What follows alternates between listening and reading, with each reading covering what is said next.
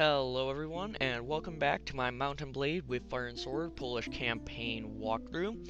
Now, something I want to briefly go over, this is actually a little bit of post-commentary, and the reason for this is I actually didn't have the right frap setting to record my voice along with the video, so sorry if the commentary is a little bit off, but I think it should be fine. Anyway, here I am actually showing you my party, and I have a couple men that need to be upgraded.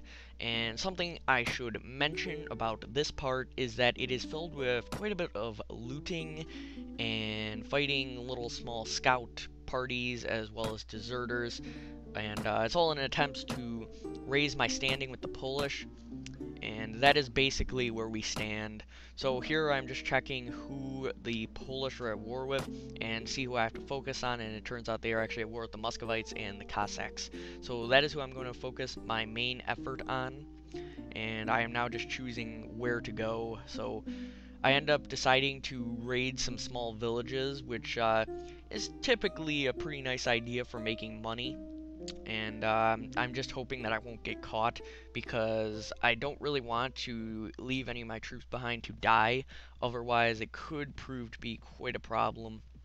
And there's a couple small deserter armies, but they are always pretty much faster than you, so I try to avoid them.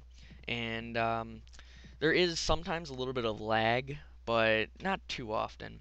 And here the Muscovites and the Crimean Khanate have made peace, but it doesn't really directly affect me, because I guess it kind of would, because the Muscovites don't have someone else trying to kill them, but other than that, it really doesn't directly affect us, so I didn't really think much of that. And I'm going to start burning the village here, so hopefully I won't get caught, and it's already on fire now. And if you guys didn't see that, there was a lord there that just went into that fortress, so that was quite a close call. But there we go, we succeeded, and we're going to take all of that loot, because we got actually quite a bit of nice stuff. So here you can see I'm taking basically everything I can. I decided to take one sausage for the road here in just a second. There we go. And I actually have quite a bit of thaler. I have about 12,000 thaler, so that's actually quite a decent chunk of money. And I am now going to go to that one fortress there, and I can't really pronounce it, but I'm going to go there, and we're going to start selling some stuff. And something I should mention is that this place, for whatever reason, had a fantastic deal on beer. It normally is about 200 thaler to sell. In this place, it's about 1,000 thaler, so I was quite lucky to find this, but they don't really have much money in each of the marketplaces, so I had to go to each one and kind of sell all my stuff off. And here this place ran out of money, so I had to take some stuff back, so kind of a little bit of a pain, but yeah, oh well. There we made a quick 1,000 thaler, and we still have a couple more things to sell. There, the beer you can see just sold for 1,000, which is amazing, so that is great. Now I think I go to the tavern. Indeed I do, and I'm just looking to see if there's any mercenaries that I want to hire up. There really isn't, though. This mercenary pikeman, yeah, sure, it's pretty good, but at this point, I prefer hiring my own mercenaries from the mercenary camps, because I've already improved their armor really well, so they're quite deadly even as recruits, so that's why I like to go to the mercenary camp to handle them.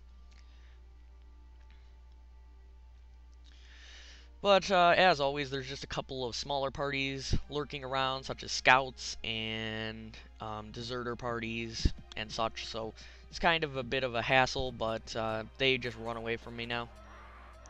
Over down there in the lower left, I see there is a fight between the Cossacks and the Crimeans, but turns out the fight already ends basically immediately, because there's only one guy left on the Cossack side. There's some deserters there, but I'm going to help out the scouts, actually. I thought they actually ran away, but guess I was mistaken, and we're going to help out these scouts. I think they are Crimean scouts. They might be Polish scouts, I don't really remember, but we're going to just give the general charge order, because 5 men is nothing to build an elaborate strategy on. So I'm just going to go for the charge and let you guys enjoy this. Oh yeah, there one of the opposing troops actually killed one of my mounted archers, and for whatever reason there's random lag, so sorry about that. So it was a bit annoying, but it quickly stops. I I put an end to it during recording and just kind of waited for a second and it stopped, so it wasn't a huge problem. Yeah, so you can see I lost one of my veteran horse archers there, which is unfortunate, but not really the end of the world. Here I'm going to take a dragoon for the party. I don't really want any more of these guys because my party's getting quite full now, and I want to only fill it with mercenary troops from the mercenary camp. I have a couple troops that I'm upgrading here. Nothing really that spectacular here.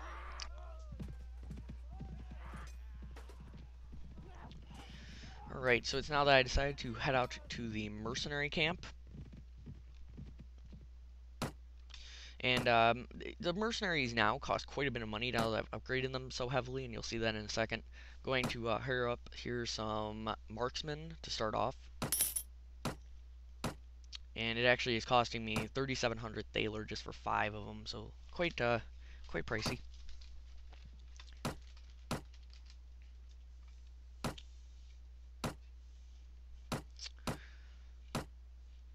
Alright, so I decided to buy some infantry as well. So you get 5 of those, 300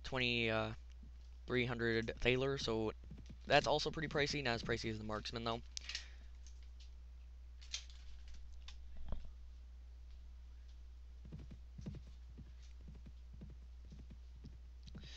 Alright, so it's here that I decide to go and see who is raiding this village, but it turns out that they were probably chased away already, so I had to get out of there, and I think I end up going and looting another village, either that or I head out and force the peasants to give me some supplies.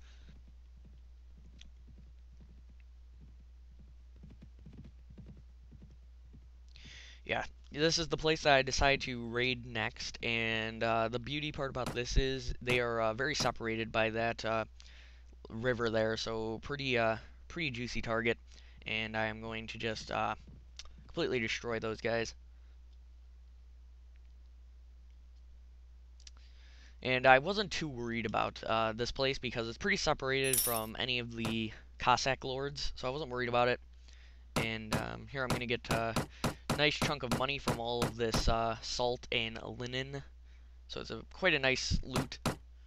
And I'm going to head back to that one fortress, I believe, that I went to that sold the beer for 1,000 thaler. So pretty nice, or I should say bought the beer for 1,000 thaler, because you can see I got a little bit more of that, and I wanted to get maximum price out of it. And we're going to actually, do we head down to Krakow? Yeah, I think we actually head down to Krakow instead. You can see there's some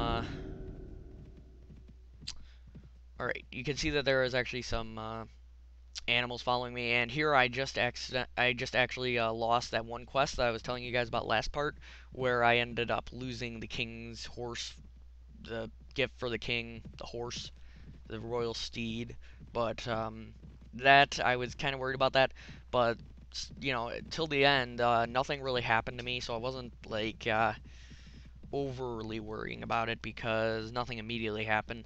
I'm assuming that once he sees me again, he's going to want to kill me, but oh well. Alright, so yeah, I actually do go back to this one fortress here, and I'm going to sell all the stuff for quite a nice profit. I think I end up making about 4,000. Here I didn't notice until just now that he actually had no money because I already sold him quite a bit of stuff. So I have to go to a different merchant, and I'm going to go to the horse merchant. He has 4,000 thalers, that's plenty, and I can sell all this salt. So it's quite a nice haul. I don't think I get to sell all of it. I might, but because of the beer, I think it's just a bit over.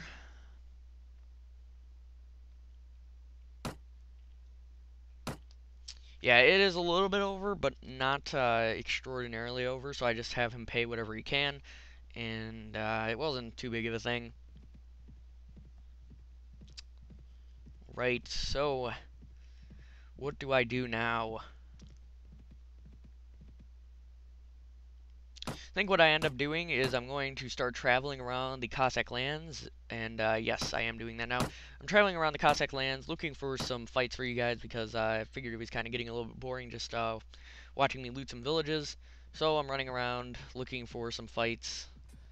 It's quite tough to find some, though, because the lords seem to like sticking inside their large towns and castles. But there I see a scout party, so I figured that's going to be some nice action. And I'm going to go for the charge on them. So, we're going to attack the scouts, and I'll let you guys watch the mayhem as our huge squadron of cavalry just basically mows them all down. And also, all these scouts are on horseback too, so it's quite a bloody engagement.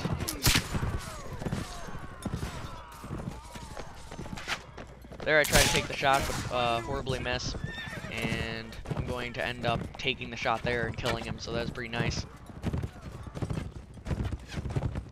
Over here, I figured this guy was running away, but it turns out he was just chasing my horseman, and I'm going to take the shot at him, but miss, and he's going to get stabbed there, and then get an arrow right in the back, so pretty brutal.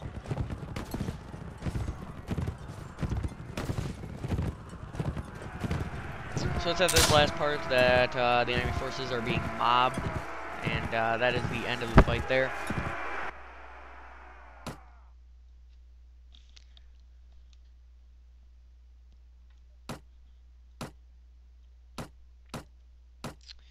Alright, so I ended up helping the Crimeans here, and sorry if you can hear steam. I don't really know if you can because I'm recording it like this, but you might be able to. Sorry if you can.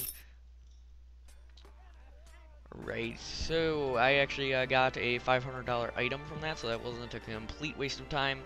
And I can head out and sell the remainder of my items, and hopefully that should be enough to end the part.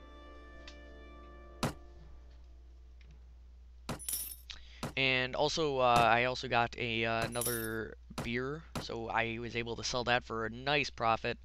And definitely really, really handy. Got another 1,000 Thaler from that, so that is definitely nice. And this is where I decide to basically end off the part, guys. So hope you all enjoyed this part of my Mount and Blade with Fire and Sword Polish campaign walkthrough. And once again, sorry if this part was a little bit boring because of the constant looting, but it was all necessary to maintain a proper economy for my troops, keep up their upkeep, and that is what you want to do when you're playing this kind of a game. You want to keep your upkeep enough to where your weekly costs are not really overpowering your income. And by income, right now, I mean looting, because you need to loot for money in the early stages. So hope you enjoyed, and I will be back to you guys soon with some more Mount and Blade with Fire and Sword Polish campaign walkthrough. See you guys later.